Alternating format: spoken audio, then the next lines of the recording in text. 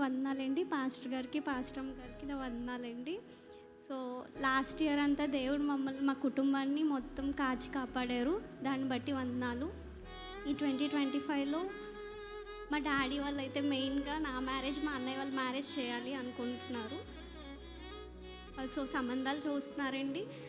So దేవుని బిడ్డలే రావాలి అని మేము ఆశపడుతున్నాము. సో మంచి సంబంధాలు రావాలి అని ప్రేయర్ చేయండి.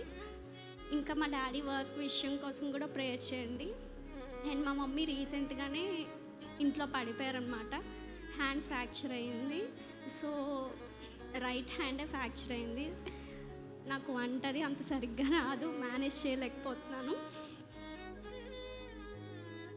కొంచెం త్వరగా తగ్గిపోయేటట్టు ప్రేయర్ చేయండి. అండ్ మా అన్నయ్య అవుట్ ఆఫ్లో ఉంటున్నారు. సో వర్క్ విషయంలో, తన ప్రమోషన్ విషయంలో మంచి జరగాలి అని చెప్పి ప్రేయర్ చేయండి. ఈ చిన్న సాక్ష్యం దేవుడు దీవించును గాక.